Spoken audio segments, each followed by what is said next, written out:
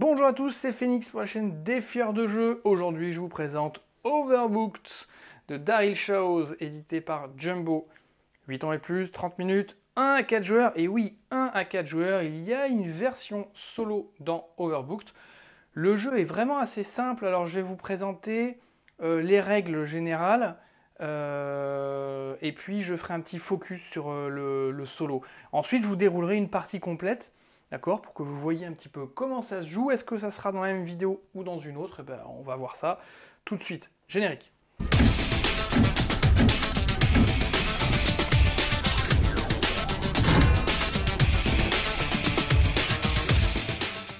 Alors, qu'est-ce qu'on trouve dans cette boîte de Overbooked? Énormément de choses, de matériel dans Overbooked. Vous allez voir tout de suite. On va mettre en place le plateau.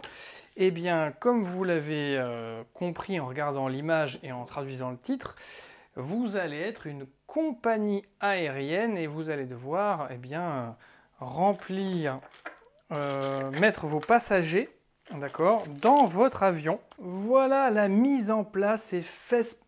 Non, pas les fesses.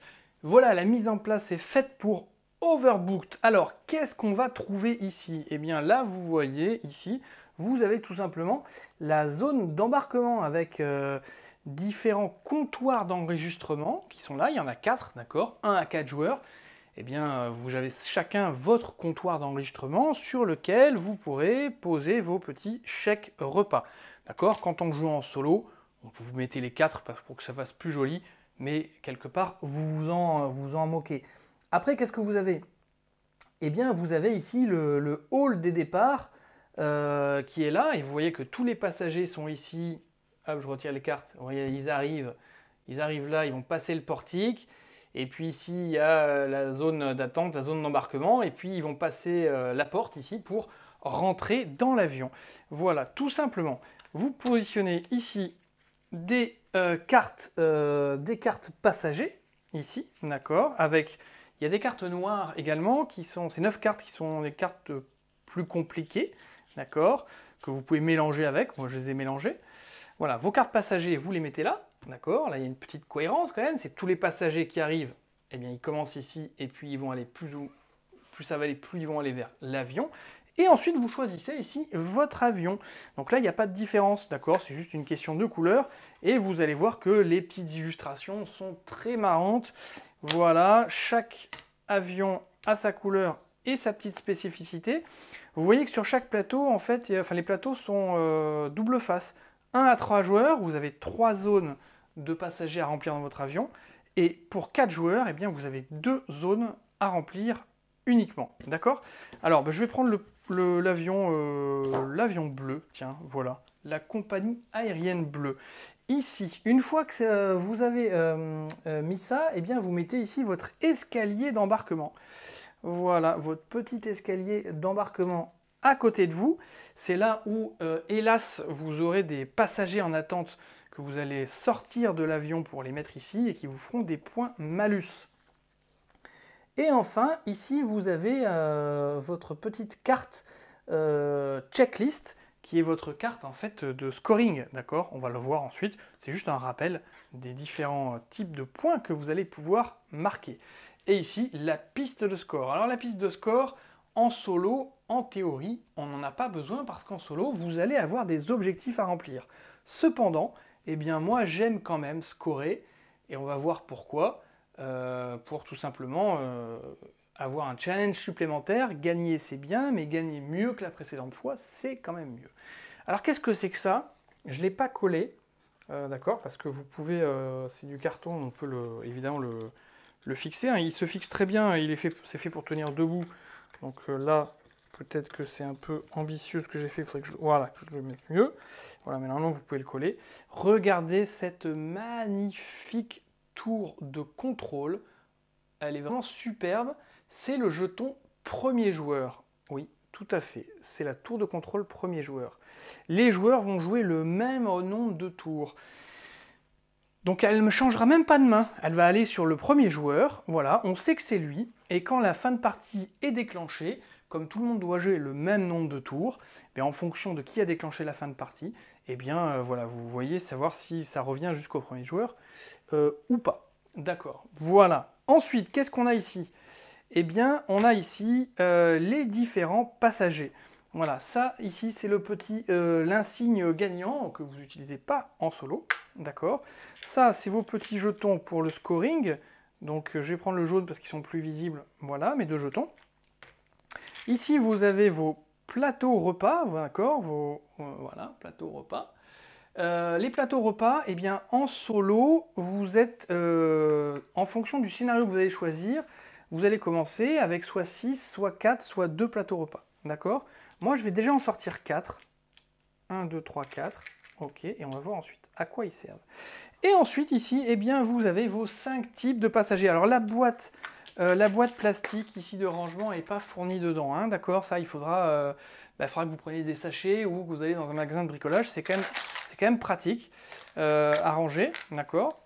Qu'est-ce qu'on a comme passagers?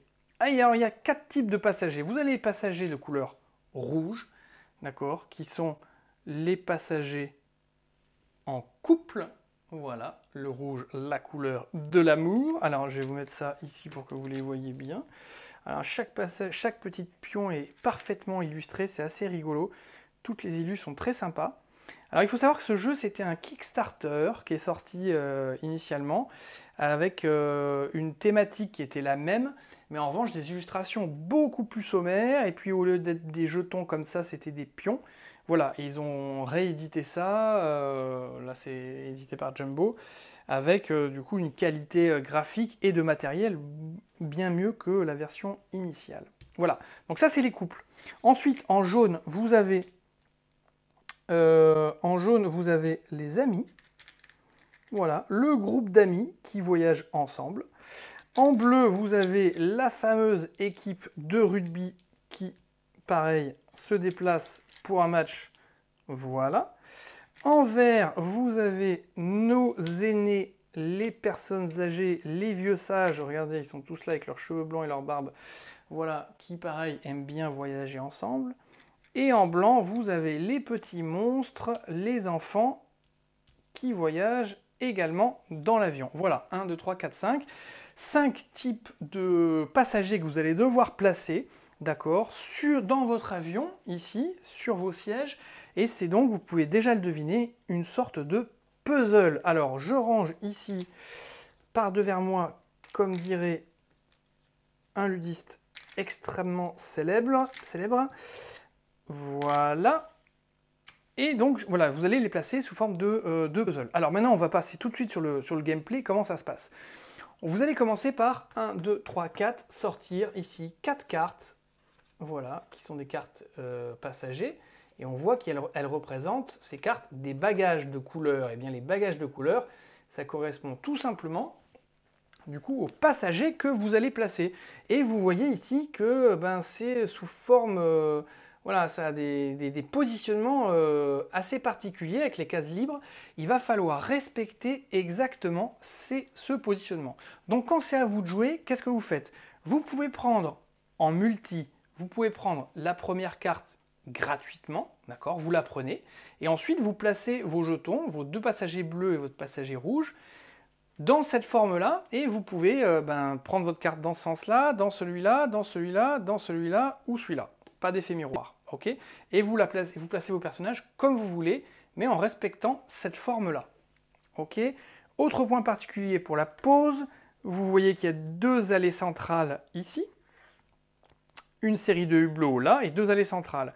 Quand vous posez une carte des passagers, vous devez les placer dans une zone définie, celle-là, celle-là ou celle-là. Les passagers, les dispositions des passagers, vous ne traversez pas l'allée centrale, sauf cas particulier, et on le verra tout à l'heure. Donc soit vous preniez cette première carte, voilà, et vous décidez de placer, et vous les prenez et vous les positionnez, par exemple, vos 2 rugbyman ici, et votre personne en couple, mais pour l'instant tout seul ici, et la carte, vous la gardez à côté de vous. Voilà, une fois que c'est fait, vous décalez les cartes vers la droite, là en l'occurrence c'est fait, et vous la remplacez. Et puis c'est au joueur suivant. Tout simplement, en solo, c'est vous qui enchaînez les parties. En multi, les chèques ici repas, enfin les tickets repas, vont servir au fait de pouvoir choisir les autres cartes. C'est-à-dire que si vous ne prenez pas la première, mais la deuxième, eh bien vous placez un ticket repas ici. Si vous prenez la troisième, un ici. Et si vous prenez la dernière, un autre ici, et vous prenez celle-là. Ensuite, tout se décale, vous en retirez une. Et le suivant, s'il décide de prendre celle-là, eh bien il mettra un ticket repas là, et il prendra cette carte-là avec le ticket repas qui a été déposé dessus. Voilà, d'accord? Tout simplement. Ça, c'est pour le multi.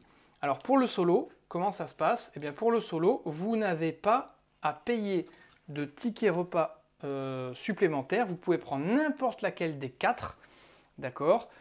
N'importe laquelle des 4. Si vous prenez celle-là et que vous positionnez, vous n'avez même pas à décaler, vous la remplacez directement.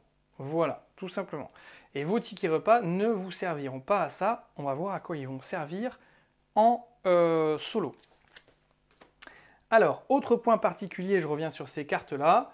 Vous pouvez à un moment donné, si vous êtes un peu bloqué, vous pouvez dépenser un ticket repas, d'accord, pour changer une carte. Vous enlevez une carte et vous la remplacez. Ça vous coûte un ticket repas. Voilà, alors, qu'est-ce qu'on peut dire de plus? Eh bien, il y a d'autres conditions de placement. D'accord? Là, je viens de vous dire de respecter la forme. Et puis, il y a d'autres conditions de placement qui sont en haut à gauche. Vous voyez, il y a les petites icônes. Et sur ces cartes-là, vous avez ici des petits passagers dessinés. Il y a 3 types de passagers. Celui-là, vous voyez, il est entouré de passagers un peu fantômes. Il est au milieu. Être au milieu, ça veut dire que vous n'êtes ni à côté du hublot, ni à côté de l'allée centrale. Donc, soit vous êtes dans cette colonne-là, soit dans ces 2 colonnes-là, soit dans cette colonne-là. Voilà. Et quand vous avez ça, vous voyez qu'ici, ce n'est pas une disposition comme ici, bien organisée. C'est un passager jaune et un passager rouge. Vous les mettez où vous voulez. Un jaune, vous pouvez le mettre ici. Le rouge, vous pouvez le mettre ici. Il n'y a pas de souci. D'accord? Voilà. D'autres positionnements, eh bien, ça sera près du hublot et près de l'allée. Voilà. Ici, par exemple, ça c'est pareil, c'est central, central. Voilà.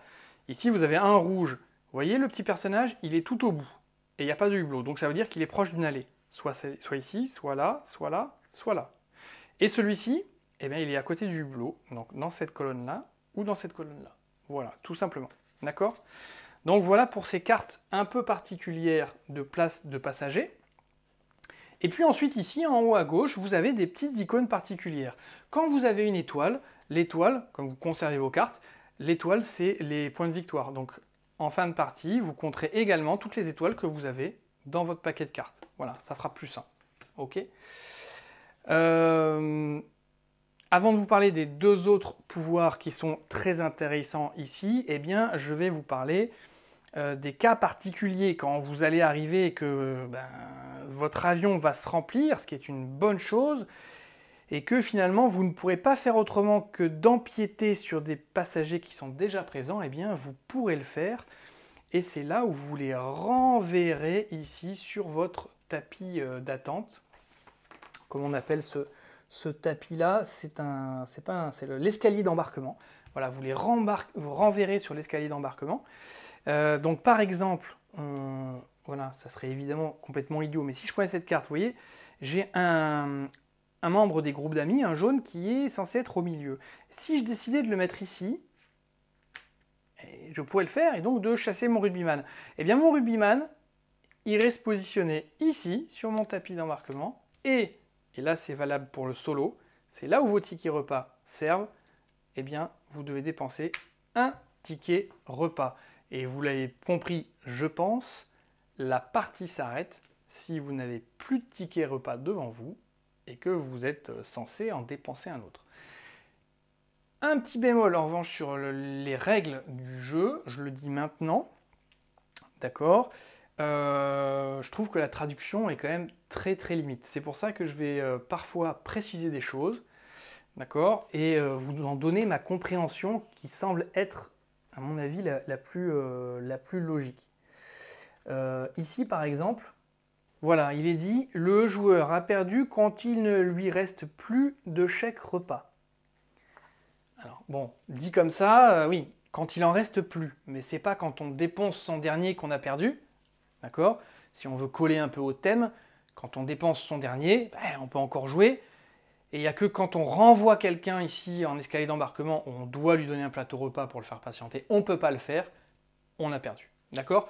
Donc, ici, vous avez 3 scénarios dans le solo, hein, je vais les détailler, et 3 niveaux de difficulté. Un niveau de difficulté facile, vous commencez avec 6 plateaux repas, expérimenté 4 plateaux repas, expert 2 plateaux repas. En règle générale, c'est ça. D'accord?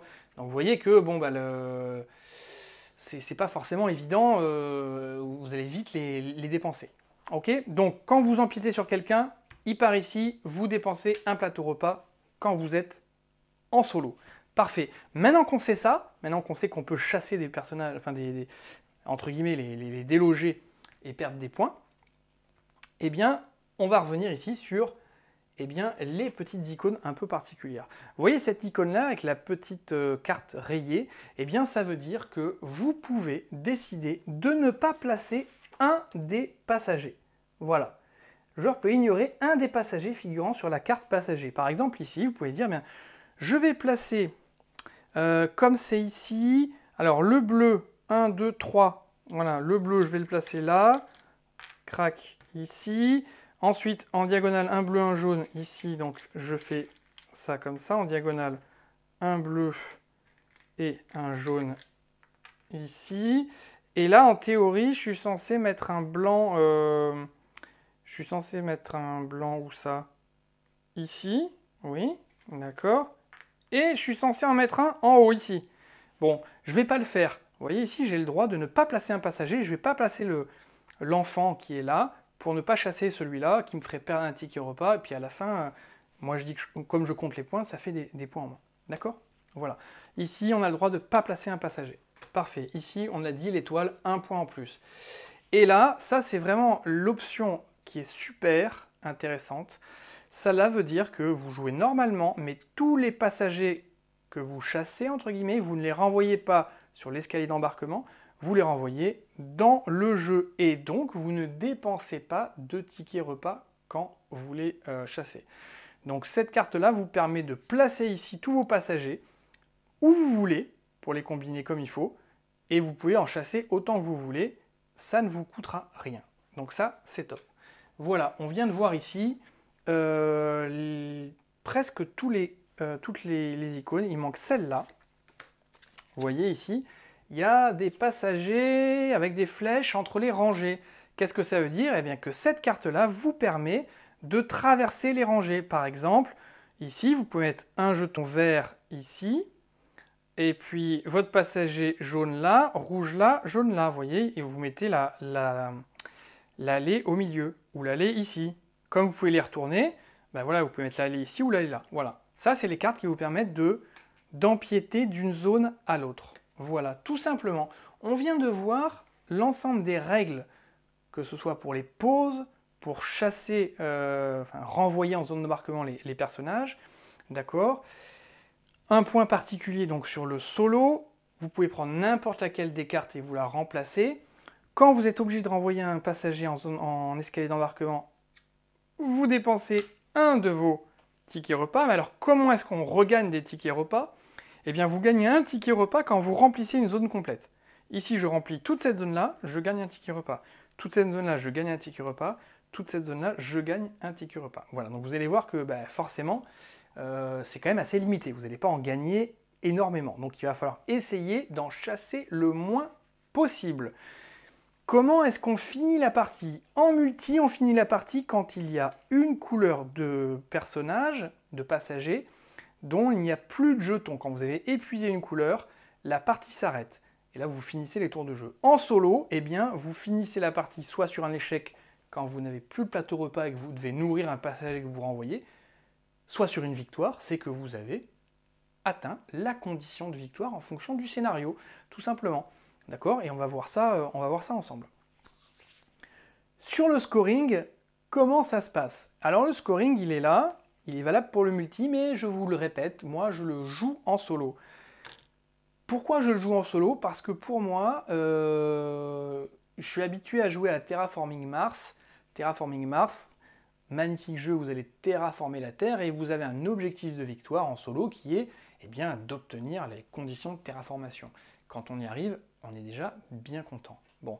Et compter son score, évidemment, c'est toujours beaucoup plus intéressant parce que vous allez voir que vous avez maximisé vos combos, etc. C'est toujours plus intéressant. Ici, comme les scénarios sont fixes, il y a 3 scénarios, eh bien, vous pouvez essayer, avec le hasard des passagers et des cartes, eh bien, de vous améliorer. Alors, comment on score?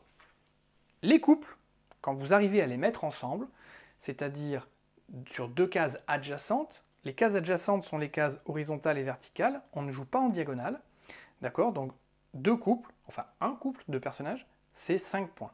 Attention, si vous placez, les points se comptent à la fin, hein, donc si vous avez un couple qui est placé comme ça, si après, en cours de partie, eh bien, vous rajoutez un personnage ici, d'accord, eh bien là, vous avez un trio, voilà, vous avez un groupe. Et donc là, vous ne scorez plus sur le couple, d'accord? Donc là, il faudra faire attention à bien les garder en couple, horizontalement ou verticalement. 5 points. Ensuite, ici, les enfants, particularité des enfants, eh bien, ils ne peuvent pas voyager seuls. Donc, un enfant doit toujours être entouré, et vous voyez, entouré horizontalement et verticalement, donc il doit y avoir 4 personnes autour de lui. Et vous voyez les couleurs, c'est vert les anciens, jaune les amis, rouge les couples, ou bleu les rugbyman. Un enfant ne peut pas être entouré par un autre enfant. Parce qu'ils ne peuvent pas se surveiller les uns les autres. D'accord? Si vous arrivez à faire ça, à les entourer, vous marquerez 3 points par enfant. Alors, point particulier, si vous mettez un enfant dans un coin ou dans une limite, là, évidemment, il ne peut être entouré que de 2 personnes. Mais ça compte. Voilà, cet enfant-là, il est bien entouré complètement par le hublot, par le mur, et puis ici par 2 personnes. Vous marquerez 3 points. Si vous les mettez au milieu, il faudra les entourer de 4 personnages. Voilà. Ensuite, ici, concernant vos groupes, les groupes d'amis, le groupe de rugbyman et puis le groupe de vieilles personnes, vous prenez le groupe le plus gros, d'accord, de chaque catégorie et vous marquez un point de victoire par jeton le constituant. D'accord? Si votre groupe de rugbyman, c'est 5 rugbyman en bloc, vous marquerez 5 points, plus si vous avez 3 anciens les uns à côté des autres, plus 3 points. Et si vous avez 5 amis, plus 5 points. Voilà. En fin de partie, par doublé, par binôme de tickets repas qui vous reste, ça vous fera un point de victoire supplémentaire. Et enfin, les malus, eh bien oui, les malus, toutes les personnes que vous avez envoyées ici sur le tapis d'embarquement, sur l'escalier d'embarquement, c'est moins 2 points par personne. Et ensuite, vous comptez tous vos sièges vides en fin de partie et c'est moins 1 point par siège vide. Voilà, tout simplement. Alors, ces petits scénarios, eh bien, les scénarios en solo sont les suivants. On a le premier scénario qui est le scénario week-end entre amis. Donc là, 2 conditions à avoir. Avoir au moins un groupe d'au moins 6 de chaque couleur d'amis. Donc, c'est-à-dire un groupe de 6 verts au minimum, un groupe de 6 bleus au minimum et un groupe de 6 jaunes au minimum. C'est donc au moins 18 personnes au total. Et, deuxième condition, avoir au moins 3 couples ou 3 enfants entourés. Voilà les conditions. Donc là, je rappelle bien, c'est des groupes de 6 par couleur. On est d'accord? Voilà. Le deuxième scénario, city trip romantique. Donc là, on doit avoir 5 couples en première condition. Et en deuxième condition, on doit avoir un groupe d'amis d'au moins 5 personnes, quelle que soit la couleur, ou 3 enfants. Voilà, donc cette seconde condition, c'est un groupe d'amis vert, ou un groupe d'amis bleu, ou un groupe d'amis jaune. Voilà. Ou 3 enfants entourés. Et enfin, School's Out, le voyage scolaire, dernier scénario. Il faut avoir au moins 8 enfants entourés, d'accord, et avoir au moins un groupe d'amis d'une taille d'au moins 5 ou 3 couples. Donc là encore, quelle que soit la couleur, un groupe d'amis d'au moins 5 bleus, ou 5 verts, ou 5 jaunes, d'accord, ou 3 couples. Voilà. Et c'est là dans la rédaction des règles où c'est très flou entre le ou et le et. Donc je vous mets en pièce jointe la règle officielle en anglais et c'est bien ce que je viens de vous dire. Alors, qu'est-ce qu'on pense de Overbooked avant de rendre l'antenne pour faire la partie?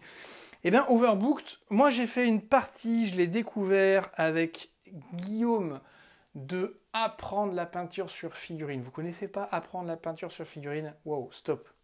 On arrête la vidéo tout de suite. Il a un blog, il a une chaîne YouTube magnifique et il fait des produits superbes. Et il se trouve que, comme je connais des gens super connus, je joue très souvent avec lui et on a fait quelques parties d'Overbooked à deux.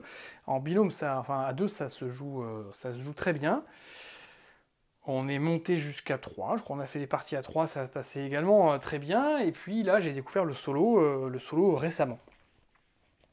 Alors, évidemment, en multi, vous avez cette petite interaction ici du choix des cartes. Bon, c'est-à-dire que vous pouvez surveiller l'avion de votre adversaire et essayer de lui piquer une carte. Bon, qui pourrait l'intéresser. En réalité, je pense que vous allez quand même plus avoir les yeux rivés sur le vôtre qu'autre chose. L'idée étant de éventuellement récupérer des cartes avec des tickets repas qui auraient été laissés. Bon, voilà. Tout simplement, sachant que quand vous jouez à 4, hein, je vous rappelle, il faut tourner. Bon, voilà. Et en solo, qu'est-ce qu'on en pense? En solo, c'est un puzzle game, tout simplement. La partie est très rapide, vous allez voir, je pense qu'en 20 minutes, elle va être pliée, avec, je vais tchatcher, donc 30 minutes. C'est un puzzle game, et il faut essayer de tout rentrer, et de gérer, en fait, la petite ressource à gérer, c'est ces tickets repas, ces plateaux repas. Voilà,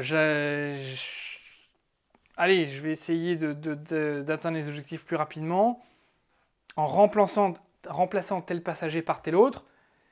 Ah bon, ça me coûte 2 tickets repas parce que j'envoie 2 personnes sur l'escalier d'embarquement. Bon, et ben voilà, c'est ça qu'il va falloir gérer avec le hasard des cartes.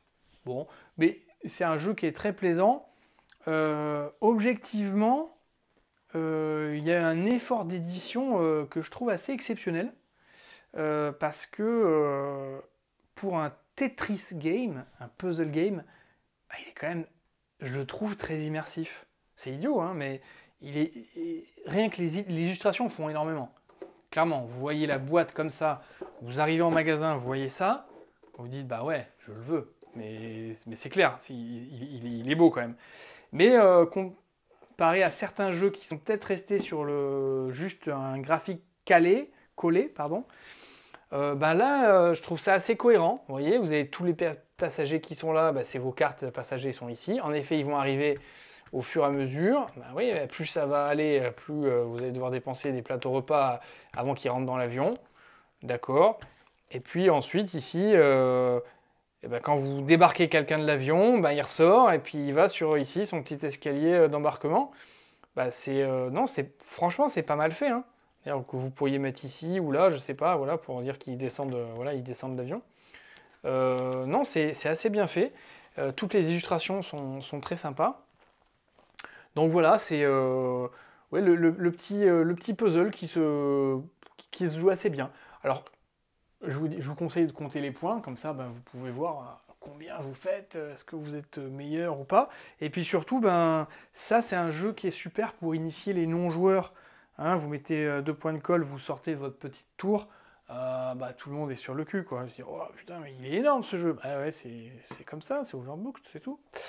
Voilà, écoutez, j'espère que la vidéo des règles a été assez claire, elles sont simples, voilà, il n'y a rien de particulier, d'accord. Et puis maintenant, je vous propose de dérouler une partie sur un des 3 scénarios, ok, voir en mode expérimenté, parce que je ne suis pas un newbie quand même. Voir un peu ce que j'arrive à donner. Sur ce, je vous souhaite à tous une bonne journée, une bonne soirée et une bonne vidéo si vous enchaînez sur la seconde. Ciao, ciao, bonjour à tous.